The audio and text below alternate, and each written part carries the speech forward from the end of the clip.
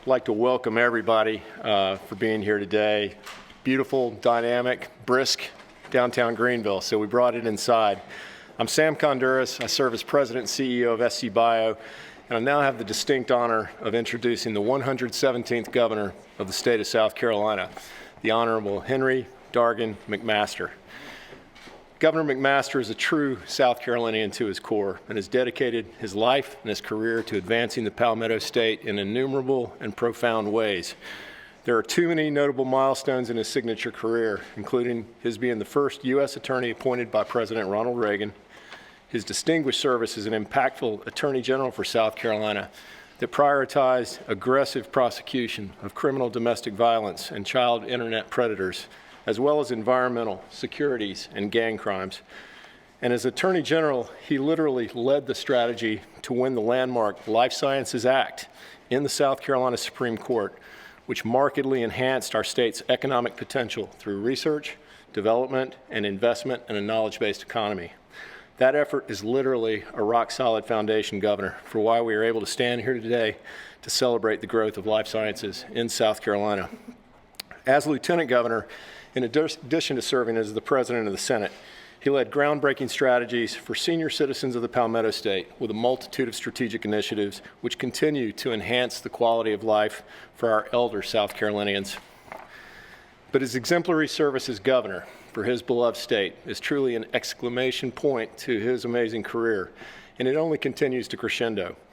Governor McMaster is leading our state to new levels of achievement. In fact, since becoming the governor of South Carolina in 2017, he has announced more than 41,000 new jobs and nearly $12 billion in capital investment. And South Carolina continues to rank as one of the fastest growing states in America, along with incredible cities and communities like Greenville. And gratefully, the life science industry has become an increasingly significant force in South Carolina's rise as one of the nation's top economies under Governor McMaster's leadership. And the fact that he wanted to be here in person this afternoon to specifically celebrate this rising and innovative industry in our state is a further testament to his commitment. On a personal note, when we relaunched SCbio 4 years ago, just after I'd been hired, and our small team only had a few months to prepare for our first annual conference to usher in a new era, the governor quickly and graciously accepted our invitation to serve as keynote speaker at that special launch event in Charleston. He validated our efforts, set a positive tone for our future, and he has put a strong wind in our sails ever since and has been a powerful champion of this industry and SCbio, along with his extraordinary team and a world-class Department of Commerce. Governor, we're grateful, and I'm grateful from my heart for you coming to Greenville today during an ongoing pandemic, no less, to celebrate our industry in the midst of our virtual annual conference with its record-breaking attendance of approximately 650 participants this morning, representing 8 countries and countless states, as we celebrate the power, energy, and potential of the life sciences industry in South Carolina. Thank you, and welcome, sir. Thank you, Sam. Thank you. Thank you. Sam, if you don't mind, I'd like to frame that and take it home to Peggy. Y'all, I'm happy to be here. I do have a proclamation to read. I'd like to recognize a few people. I don't think the mayor is here. The mayor's not here. Beg pardon? He could not make it. Could make it. Well, he's done a great job, and we appreciate that. And the Lieutenant Governor's here, and Senator Graham and Congressman Timmons. We're glad to have those as well as all these other notables that are here. Of course, most everybody in South Carolina is notable. Sam, as you mentioned, we're making progress. We're way outpacing other states. And one reason, the main reason, the reason people come to do business in South Carolina is because of the people. They all say that. And they say the people of South Carolina are different. And when people are looking to invest millions and billions of dollars, they're looking for people to do the work for their companies, and they're coming to South Carolina. So we're in a great place. We were smart with the virus. We did not shut down. We slowed down where we had to. But because of that, we're able to speed back up quicker than other places. We've not locked anybody out of businesses. And those that have been significantly hurt, we're doing everything we can to see to it that we help them get back on their feet. It's like Muhammad Ali said one time to a young fellow, he said, "Champ, didn't George Foreman or Joe Frazier knock you down one time?" He said, "Son, I've never been knocked down. I'm either up or getting up." And that's the way we are. We've never been knocked down. We're not going to be knocked down because we're strong people. And what we're doing here with the life sciences and bioscience is another example of that. I'm happy to be here. These jobs that Sam was referring to, on average, life science jobs pay more than $78,000. Those are the kind of jobs we like, and the continued development and success of the life science industries in South Carolina will produce prosperity, health, and happiness for years to come. So I have a proclamation that I'll read, and it reads as follows. State of South Carolina, Governor's Proclamation. Whereas South Carolina has cultivated a cutting-edge life science sector with an annual economic impact of more than $12 billion. And whereas more than 800 firms and over 43,000 professionals are directly involved in the research, development, and commercialization of innovative healthcare, medical device, industrial, environmental, and agricultural biotechnology products. And whereas since 2017, the life sciences sector has become South Carolina's fastest growing industry, with employment growing at double the rate of South Carolina's economy as a whole. And whereas SCbio is the organization exclusively focused on attracting new life science sector jobs and investment to South Carolina. And whereas during the COVID-19 pandemic, more than 100 life sciences organizations across South Carolina worked together to support and promote the procurement and distribution of personal protective equipment, support and implement COVID-19 testing, and expedite health solutions for our citizens. And whereas, in collaboration with the South Carolina Department of Commerce and SCbio, South Carolina's economic development recruitment efforts shall include an enhanced emphasis and focus on attracting, building, advancing, innovating, and growing existing and new life sciences businesses in the state. Now, therefore, I, Henry McMaster, Governor of the great state of South Carolina, do hereby proclaim February 15 through 19, 2021 as SCbio Life Sciences Week throughout the state, and encourage all South Carolinians to recognize and appreciate the many contributions of the life sciences industries to South Carolina's health and economic prosperity. Signed by me, your proud, happy governor, for 5.1 million proud, happy South Carolinians. Sam, let me give this to you. Sir. And I have one more thing to say. Stand here. But, ladies and gentlemen, this is a beginning. There is more. Next month, we will be announcing a new economic development initiative, one that will utilize the collaborative power of SCbio, the Department of Commerce, and the life sciences companies in our state. South Carolina is known for manufacturing cars, planes, and tires, among other things, including great people. But someday, in the not too distant future, we want to add pharmaceutical manufacturing to that list, and we're preparing to do so. South Carolina has a tremendous opportunity to become a leader in onshoring pharmaceutical manufacturing jobs and investment back to the United States from China, Europe, and many other countries. Senator Graham and Congressman Timmons, among others, have been leading the charge by pushing the idea of onshoring many types of manufacturing back to the United States, especially in light of the COVID-19 pandemic.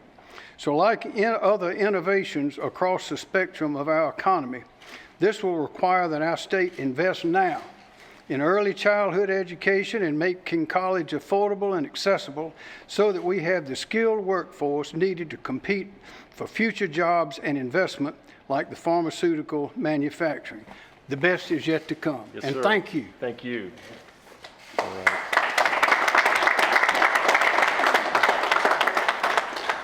Okay, thank you, Governor, for this humbling proclamation and for your incredibly supportive remarks. And we loved that last part, obviously. Your direct support of SCbio and South Carolina's life science industry has been and will continue to be a positive game changer and is greatly appreciated by all of us. This fastest growing industry in the Palmetto State that the governor just references also averages triple the research and development spend of all others, and it is just getting started here, and the opportunities are endless.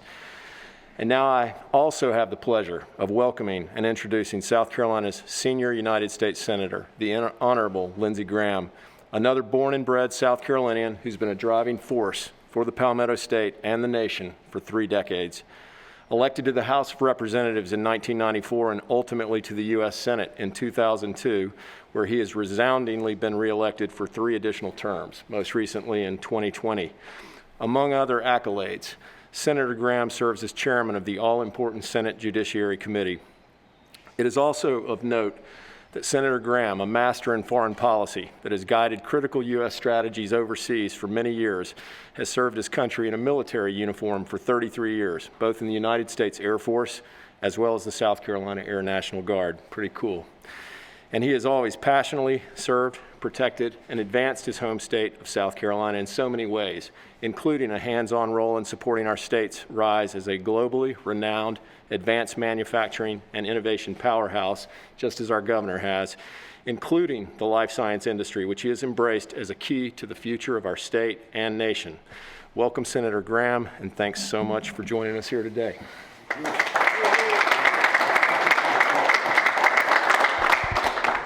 You're right. We're going to keep that guy. That was good. So I know Henry's a happy governor. I've never been more happy to be out of Washington than I am right now. What I've been doing lately, any place would be happy. So let me just say this about our governor, our lieutenant governor. They work tirelessly to keep it going. South Carolina has become one of the premier destinations in the world to make things. I mean, we make planes. Boeing could have gone anywhere in the world, right? They chose us. Why did they choose South Carolina? Hardworking people, pro-business government from state, federal, local, and the best workforce in the world. So we've attracted the premier companies in manufacturing. There's no reason we can't do it in pharmaceuticals. That same formula is going to lead to, I think, a success. And Governor, your leadership is required to make us all focus, and nobody is focused more as governor than Henry McMaster to make sure that we keep it going. William, the congressman from Greenville, has been an absolute pleasure to work with William because our lieutenant governor and our congressman came from the business community. You know how to create jobs. So it's a team sport. So here's what William and I are going to do to help the overall cause. What have we learned from the pandemic? That we're way too dependent on China for everything. For the last 20 years or so, the PPE supply chain has moved offshore to China, and China's not our friend. So I've got legislation called the U.S. Made Act, and I'm going to try to see if I can get Democrats to work with me to put it in the next COVID package. We have a national stockpile of military uniforms and military equipment. The Berry Act requires, when possible, that all of our military uniforms be made in the United States because you don't want it to be dependent on a foreign power to clothe your military. Our textile industry has benefited from the Berry Amendment. My legislation, along with William, would require that same concept when it comes to national PPE stockpile, that we want to create the ability to make the mask and the gowns. Milligan over in Pillenden switched to make thousands of medical gowns.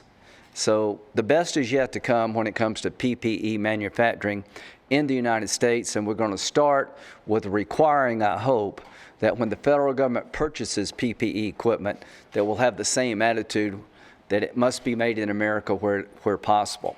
Now, how do you get business from China back here? You incentivize it. So I've got legislation that would allow pharmaceutical companies and PPE manufacturers to get the same tax credit for making pharmaceuticals in the United States, PPE equipment in the United States, if you were trying to build a windmill or a solar plant. These renewable tax credits have energized reliable, renewable energy made in America. Let's take that same tax structure and tell pharmaceutical companies and PPE manufacturers, if you will locate in the United States, if If you will bring it back here, the tax code will be your friend. So I'm going to let you know right now, this is the beginning of the next phase of the South Carolina economy. What we've been able to do in manufacturing, we're going to replicate that when it comes to the health sciences, and we're going to really make a real effort to let every pharmaceutical company know that America is going to be open for business when it comes to pharmaceutical manufacturing, and South Carolina is your best bet because we have the best workforce, the best environment for business than anywhere on the planet. God bless you all.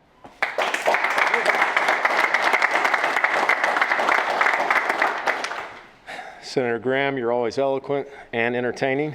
And short. And your great support for our industry is noted and deeply appreciated. And as I now have the privilege of transitioning to Congressman Timmons, it's worth noting, as the senator just was, that the federal government is playing an extraordinary role, like never before, to help us return this powerful and vital industry to American soil. We're literally in the midst of working on numerous major biopharma, medtech, and PPE projects that are exploring South Carolina for new locations and expansions. In fact, we'll have an important announcement tomorrow morning at 8:30. We're seeking direct and needed support from multiple federal agencies, including the Department of Defense, Health Human Services, BARDA, and the U.S. Development Finance Corporation. And I want to thank Governor McMaster, Senator Graham, and also Representative Timmons, who will speak in just a moment, for their intrinsic support in those crucial efforts, which can help dramatically accelerate South Carolina's inevitable role as a rising global destination for life sciences. And now it's my honor to introduce a respected colleague and friend who I was genuinely thrilled to see elected in 2018 to strongly represent my home congressional district, bringing his diverse and highly relevant experience to bear as a prosecutor, a small business owner, and even a first lieutenant in the South Carolina Air National Guard.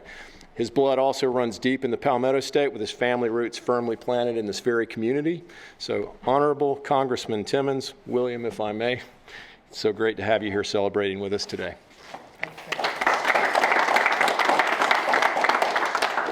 It's never good to have to follow the governor and Senator Graham. They've been doing this for a lot longer than me, but they've also been mentors, and I appreciate all their hard work.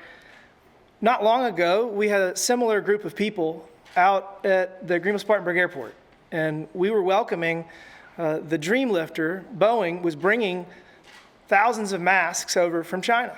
And we were sitting there, we were so thrilled that we had thousands of masks that we desperately needed. But at the same time, we were looking around going, why do we need China to do something that we should be doing ourselves? So that's when these conversations began early on in the pandemic, and it is so fantastic that we are taking the steps necessary to bring all of this important production back, whether it's personal protective equipment or pharmaceuticals or supply chain issues that we all saw businesses across the upstate dealing with. We are going to take the steps at the state level, and I have encouraged the county and the city in Greenville and Spartanburg all over this state. It's not just what can the state level do, what can the county do? How can we have shovel-ready projects in Greenville County, in Spartanburg County, all over the state? What can we do to lure these businesses that are coming back? They're going to come back. Senator Graham's exactly right. We need a Berry Amendment type approach to this. We need to maintain a domestic manufacturing capacity in order to maintain our national security. This is a national security issue.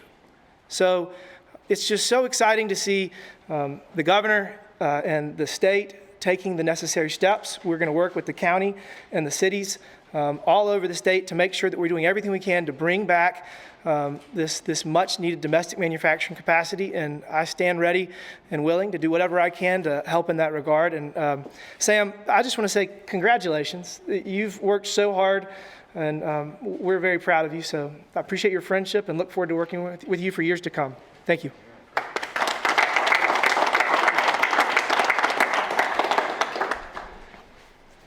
I've never followed three speakers like that, and it is an honor, and now I guess I get to bring it home this morning. So I want to say, wow, really, what a day for us, and we still have another day of our annual conference, which is our exclamation point of the year to really celebrate this industry and what it means to the state. I'm beyond grateful and humbled for this profound recognition of the power of the life science industry, which is truly roaring in South Carolina, and the unequivocal support that each of you are bringing and providing to our SCbio mission to build, advance, innovate, and grow the life science industry and ecosystem in the Palmetto State like never before. Based on my passion for this mission, and as people know me, I could talk about South Carolina life sciences for as long as anyone would listen, but as my dad, who passed away sadly a year ago, often told me, son, remember, brevity is best. So to close on an extremely personal note, I'll say as we celebrate the importance of this unique industry that is literally branded with the word life and is based on the mission of extending life, saving lives, and valiantly striving to heal those that we love and many that we have all lost, I want to particularly thank Governor McMaster, not only for making this special event happen this afternoon, but for the heartfelt and dedicated friendship that you demonstrated towards my father, your former neighbor in Columbia, as he waged a valiant battle with cancer just a year ago. And I'm reminded more than ever just how meaningful the theme of this year's conference is, the power of us. So Governor, Senator, Congressman, as a testament to that theme, you are actually surrounded in this very place, masked and as socially distanced as was possible, by top leaders of this industry in South Carolina, leading edge innovators, educators, entrepreneurs, economic developers, other wonderful elected leaders such as Lieutenant Governor Evett, SCbio staff members, and some brilliant students are here as well, who are our future rising stars. All of them left busy jobs and roles this afternoon to share this meaningful moment with all of us. So thank you again, Governor, and for everyone else in attendance for celebrating our industry. The best is yet to come. Thanks.